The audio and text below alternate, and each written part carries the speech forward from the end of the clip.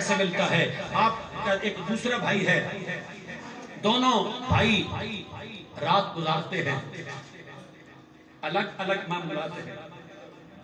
ایک یعنی حضرت ابو الحسن الخرقانی ساری رات ماں کے قدم دباتے رہے، ماں کی خدمت کرتے رہے، بوڑھی ماں ہے نا، خدمت کرتے رہے۔ دوسرے بھائی جو ہے ساری رات نوافل پڑھتے رہے، کبھی قیام میں، کبھی رکوع میں، کبھی خدا کے سامنے سجدے میں، کبھی تحیات میں بیٹھے ہیں، کبھی کوئی وظیفہ پڑھتے ہیں، کبھی کوئی تسبیح پڑھتے ہیں، ساری رات عبادت و ریاضت میں گزار دی۔ اب صبح دونوں بھائی ناشتے پہ اکٹھے ہوئے، ملاقات ہوئی، پوچھا بھائی جان رات کیسے گزری؟ ایک بھائی نے بتایا کہ میں نے اتنے نفل پڑھے ہیں، اتنے 100 نفل پڑھے ہیں، اتنے سپارے میں نے پڑھے ہیں، اتنی میں نے منزل پڑھی ہے، اتنے وظائف پڑھے ہیں، جو کچھ پڑھا تھا وہ بتایا۔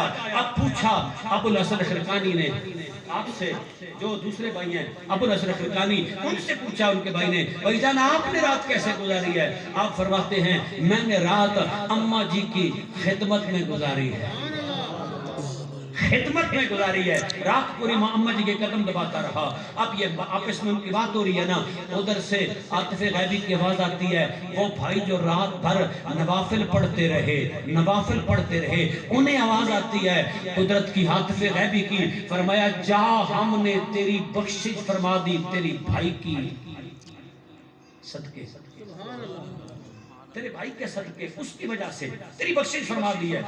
تو ابو الحسن الخرقانی کے بھائی کہنے لگے کہ پھر میری عبادت کہاں گئی؟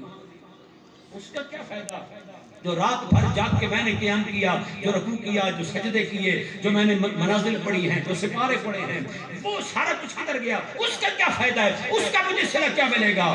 تو عاطف غیبی کی آواز آتی ہے، فرمایا ہم صرف عبادت نہیں دیکھتے، ہم خدمت بھی دیکھتے ہیں، ہم خدمت بھی دیکھتے ہیں۔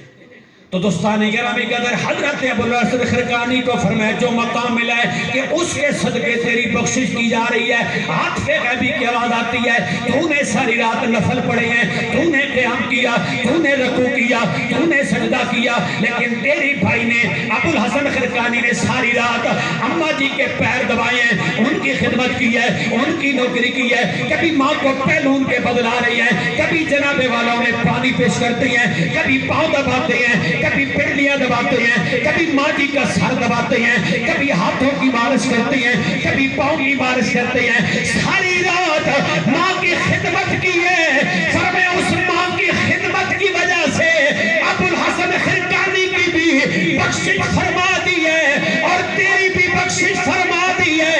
ہم صرف عبادت نہیں دیکھتے، ہم خدمت بھی دیکھتے ہیں، اور نفلی عبادت سے وہ مقام نہیں ملتا جو ماں باپ کی خدمت سے، جو مقام ماں باپ کی خدمت سے ملتا ہے۔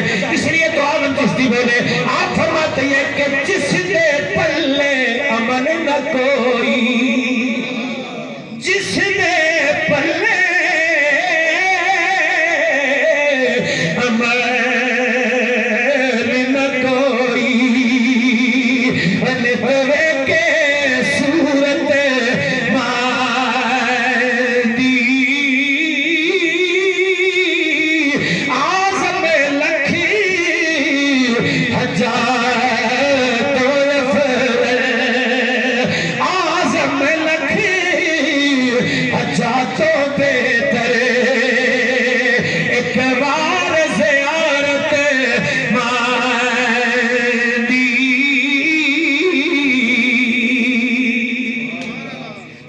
گرامی قدر نسلی عبادت سے وہ مقام نہیں ملتا جو ماں باپ کی خدمت سے ملتا ہے، ماں باپ کی خدمت سے ملتا ہے۔ اس لیے فرمایا ہم نے ابو الحسن الخرقانی کی وجہ سے تیری بخشش فرما دی ہے کہ وہ اپنی ماں باپ کا خدمت کرنے والا ہے، خدمت گزار ہے۔ معراج کا مہینہ ہے، مشکات کے اندر یہ حدیث پاک موجود ہے۔ ام عائشہ صدیقہ رضی اللہ تعالیٰ عنہا ام المومنین فرماتی ہیں کہ امام الانبیاء جب معراج سے واپس آئے نا، حضور نے صحابہ کرام کے سامنے اس بات کو بیان کیا، فرمایا جنت میں جب میں گیا میں نے دیکھا کہ مجھے قرآن پاک کی تلاوت کی آواز سنائی دیتی ہے، ایک کوئی غلام میرا قرآن پڑھ رہا ہے۔ میں نے فرشتے سے پوچھا یہ کون قرآن پڑھ رہا ہے؟ صحابی کہتے ہیں نبی پاک نے فرمایا، میرے پوچھنے پہ جبریل نے بتایا حضور یہ آپ کا غلام حارثہ بن نعمان ہے،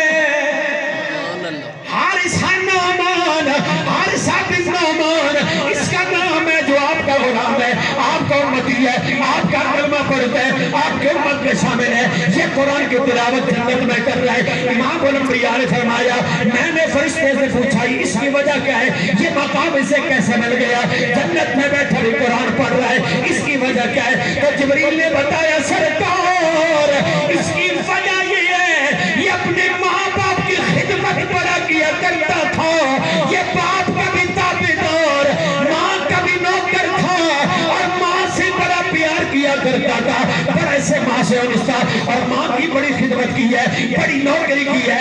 اللہ نے اس وجہ سے اسے جنت میں قرآن پڑھنے کی شہادت عطا کر رکھی ہے. ارے دنیا جو ہے ابھی انتظار میں ہے, ہمارے ساتھ کیا معاملہ ہوگا, ہمارا فیصلہ کیا ہوگا, جنت میں رب بھیجے گا یا جہنم میں بھیجے گا. لیکن یہ مزے سے بیٹھا قرآن پڑھ رہا ہے جنت میں, وجہ کیا ہے کہ یہ ماں باپ کا خدمت گزار ہے, ماں باپ کا تابعدار ہے, اس لیے جنت میں بھی پہنچ گیا. اور جنت میں جناب والا بیٹھا قرآن بھی پڑھ رہا ہے,